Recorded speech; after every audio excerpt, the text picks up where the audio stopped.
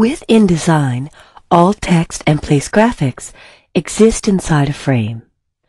I'm going to start by creating a new document, and I'll make it 6 inches by 4 inches, postcard size, with 1/4 inch margins.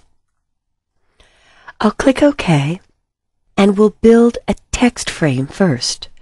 To create text from scratch in InDesign, you switch to the Type tool and get the little horizontal line just above the bottom of the cursor, called the I-beam, directly where the pink and purple guides meet. Pink for your margins, purple for your columns. And we're going to type shades of blue. I'll do a Select All, Command A, or Control A, and I'm going to choose the font Bauhaus. Once I do that, I often prefer optical kerning for better letter spacing built into InDesign, and I'll make the text a little bit larger. Now, if you press the Escape key just once, that will get you off of the Type tool and back to your Selection tool. And you can see my text frame is larger than it needs to be. If your resolution is high enough, there's a button on the control panel, the bar across the top of your screen, that will automatically fit the frame to the content. If it's not large enough, you could simply drag the corners and pull that in so it doesn't occupy so much space.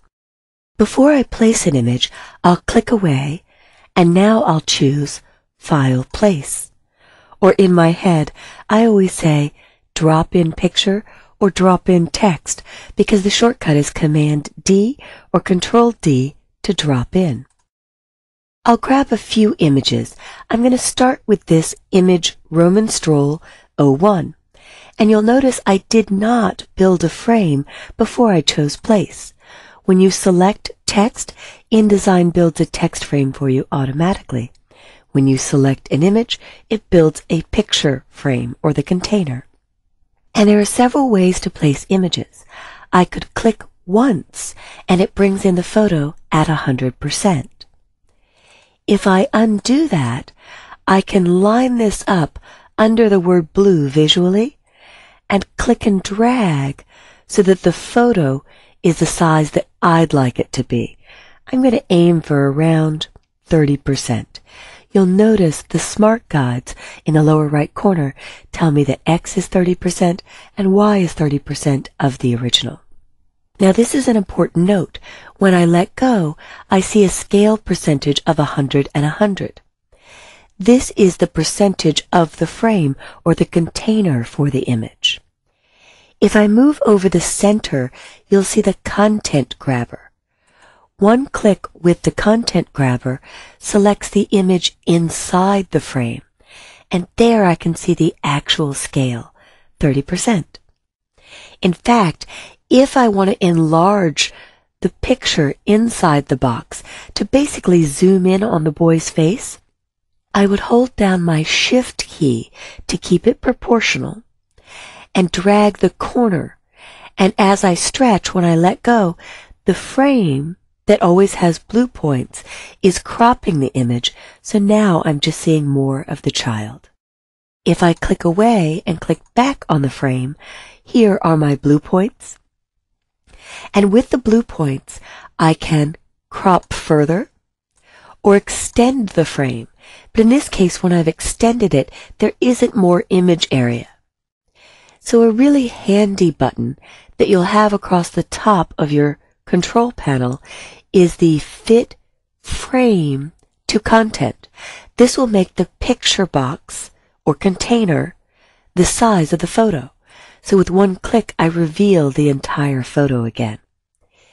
If your resolution is below 1280 by 720, you might have to choose these options under Object, Fitting, and Fit Frame to Content. The control panel, the bar across the top in InDesign, shows more items or more buttons the higher your screen resolution is. I ultimately want this cropped a little bit closer so I see more of the child's face, and if I wanted to set an exact size, like a width of 1.5, and a height of 2, I could type that in. And then if I move to the center of the photo and click once, I can drag the photo until it's positioned better inside the box. The orange points let me know how much of the original image I have left over. And here I can see the real scale.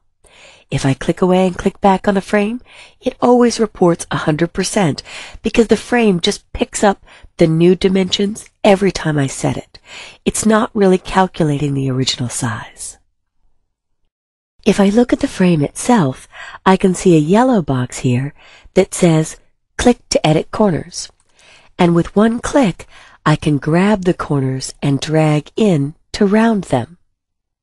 The little diamonds let me do the rounding.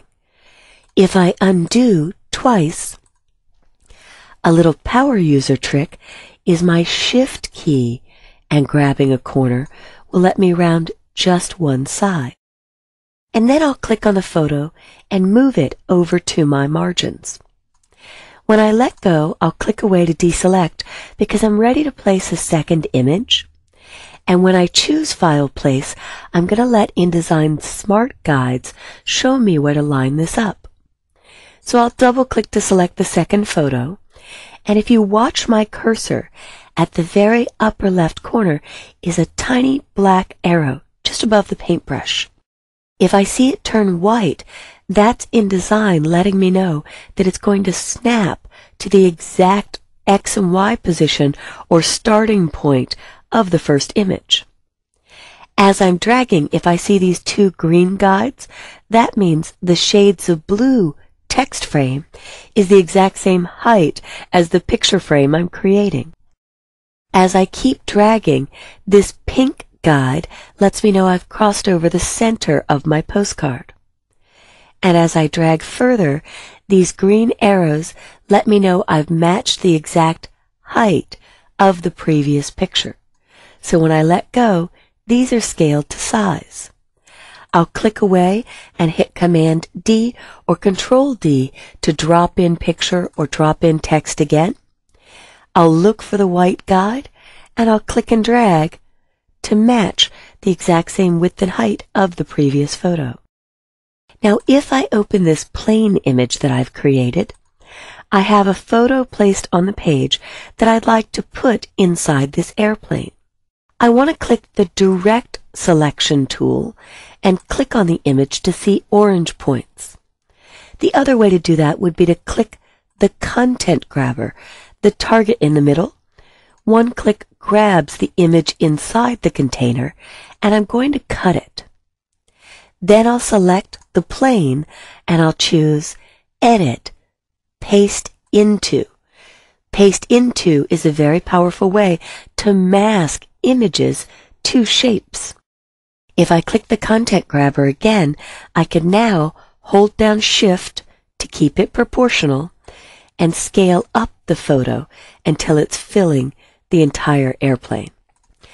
You'll notice here I have an empty frame remaining, and an X in a frame often means that a picture goes here. That's commonly used in template layouts. When I created this document, I had InDesign build the frame for me. There are two types of rectangle tools. One is a rectangle frame tool, and if I click that and click once anywhere on the image, I could set up an exact size, like 1.5 by 1, and hit OK, so I've predefined that I want the image to come into a box that exact size. Now if I choose the rectangle tool, both of these can contain pictures and both can contain text. But if I click once and again choose 1.5 by 1, when I go to my selection tool and click away, if I choose to preview this document, your preview and screen modes are located on the application bar across the top of your screen. The application bar always begins with ID for InDesign. When I choose preview, technically this frame is clear. No fill, no stroke. Stroke is Adobe's technical term for border or outline. If I go back to normal view, this frame, the the one created with the rectangle tool has a default 1-point black border, and I could increase that border, or stroke as Adobe calls it, its technical term. You can get a thicker border for your image. If I deselect and hit Command D or Control D or choose File Place, I can actually select 2 pictures at once. So I will select this baby old school and Command click on this SF49ers Roman. And when I hit Open, I can click once to target this frame, click once to target that frame, and both images are fitting in that 1.5 by 1 inch area. Now I can marquee select, just touch both frames, and choose Fill Frame Proportionally to make the pictures fit to the 1.5 by 1 size. Then I can center the content. If I click away and click back on a photo, this selects the frame, but if you look for the content grabber and you see orange points, I can now move the picture down to get more of the child into this shot. Finally, on any frame, I can click once and move a hair away from the corner. On the corner, this will stretch or resize the frame, but a hair away from the corner will actually rotate.